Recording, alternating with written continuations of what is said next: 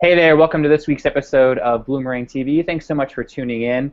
And for those of you who follow me and follow Bloomerang, you know that I love data, I love surveys, I love reports. I'm a huge nerd, and I like to talk to other people who also like those things. So today, very pleased to introduce Holly Wagg, CFRE. She is over at Good Works, which is a really cool organization up in Canada, and they just released a really awesome report that I wanted to talk about.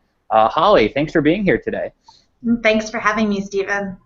Before we jump in, could you talk about what kind of work you guys do over at Good Works, what you're all about over there? Well, Good Works, we're a Canadian fundraising agency. We primarily work in the realm of individual giving, so we do a lot of online giving, email campaigns, direct mail, legacy giving, telemarketing, that kind of stuff. Very cool. And you've got an awesome team over there. I know you've got Fraser Green, who a lot of people know about. You guys do a lot of awesome stuff. And one of the coolest things you've done that caught my interest recently is this State of the Web Nation report that you've released just in 2014. And you told me earlier you're going to be doing that biannually going forward. Can you talk about the report and kind of the idea behind it and what kind of information you surveyed from people? Yeah, so the report kind of looks, I don't know if we can see it well here, but it looks like this. And it's, I guess, a little bit of a labor of love.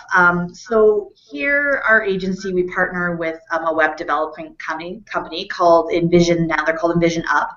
And we've been working with them for about 10 years now. And Todd Jameson, who is the CEO over there, had a meeting with Fraser and I one day and said, you know, what do you guys think about doing a survey, maybe figuring out how people are doing websites? And so he's like, maybe 5, 6 questions.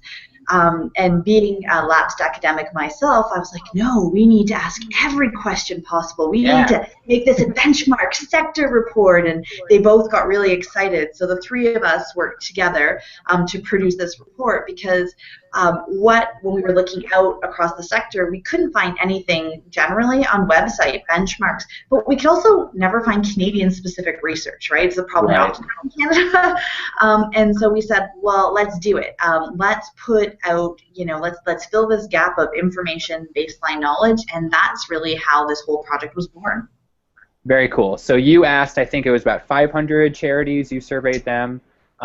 Basically about sort of their website strategy and their digital strategies. What kind of questions did you ask those folks, and maybe were you surprised by some of the findings? I know there was some good news and bad news, but what was going on in the findings there?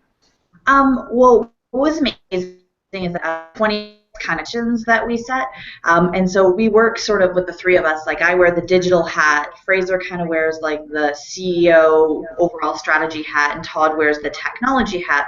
So we picked questions that would be important to people who are working in not-for-profits from each of those kind of sectors or domains or areas. And what was incredibly fascinating was that we've heard time and time again that people who are working in charities, that they can't get that leadership and the buy-in to move forward with their website to make changes. They know that they need to, but they can't get their CEO on board. So one of the reasons we wrote this document was so that people who are working in charities can say, look, somebody else here agrees with me. They're consultants. They know what they're talking about, and then help them, giving them the evidence, the information to build that case for that website investment that they desperately need. So of those 26 questions, some of like the bad news that really came out was really surprising to us. Only 27% of respondents said that they had a website strategy in place, and that's kind of shocking, right? Like 27%. Yeah. And if you think about it, you as an organization would never go out and fundraise generally without a strategy or a vision or a goal. And the website becomes a really complicated place if you are an organization that runs programs and fundraises, right? If you're a fundraising organization, it's pretty clear about what your website's supposed to do, who owns it, who controls it, what kind of messaging. But if you're an organization that runs programs and has fundraisings, we all know that you're all sitting around the table and people are fighting. I want my banner for my program on the homepage. I know this fundraising initiative is a priority. So without that strategy document, what we really see is it makes it very hard for an organization to guide and direct and manage and control their website.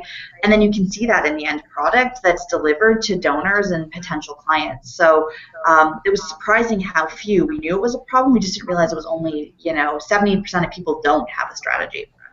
And one thing that really jumped out at me was 60% of respondents said that the web is not valued by organizational leadership. So that buy-in thing that you talked about earlier, that seems really shocking, especially in 2014, 2015, that leadership is still not seeing the value of the web. Why do you think that is? Why can't a CEO or an ED get behind web and digital as a strategy? Well, I think one of the things we call it in our kind of world, but like the multi-attribution channel issue, right? So often there's still this thing like if somebody gets a direct mail piece and they respond directly on the coupon, you know exactly what encouraged them to make that donation at that point in time. Right. But what happens now increasingly is people will get that direct mail piece, then they'll go online for the website.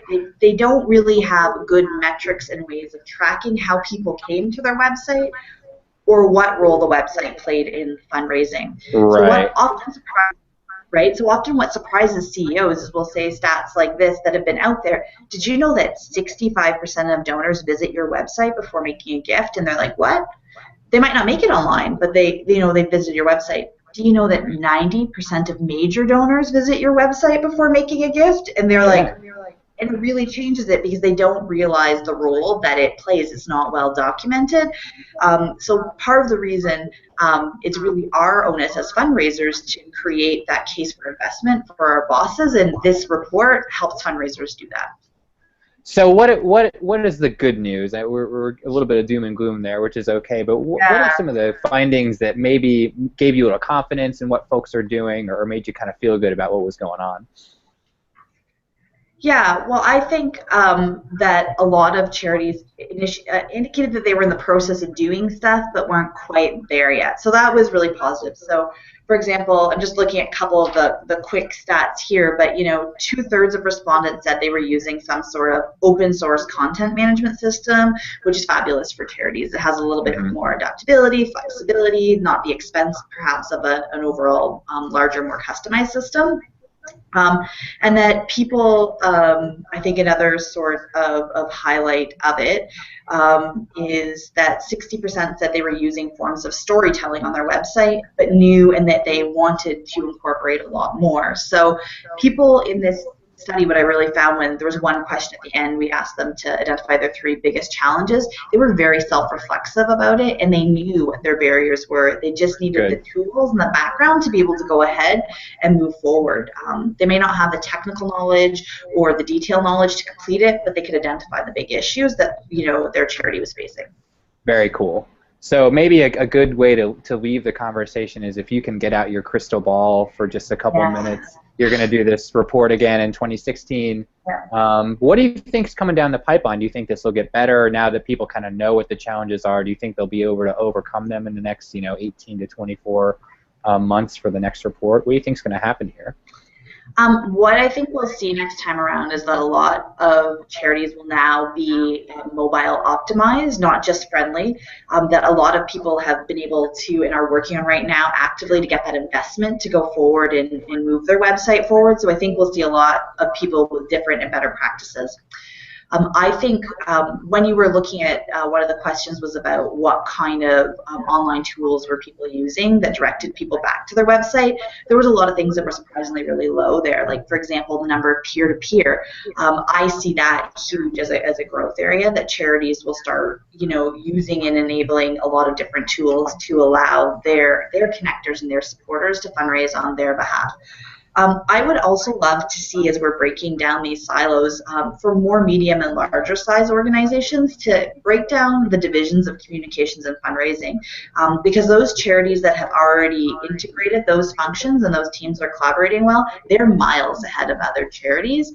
And one of the biggest tensions we often see is that those 2 teams aren't working together. They're working in opposite kind of directions, often opposing one another. And so we know in order to move this website forward, we need to see a lot more breaking down of silos and collaboration within charities themselves, and we're starting to see that happen. Very cool. Where can people find their support? I want everyone watching this definitely to download it. Where can they find it from you guys? You want to go to www.goodworksco.ca/webnation.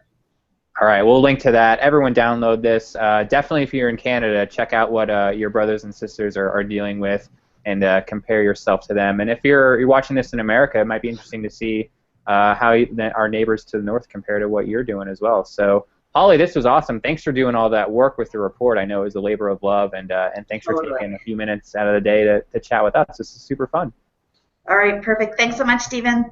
All right, and thank you to all of you for watching. We'll catch you next week with another episode. We'll see you then, so have a good rest of your day. Bye now.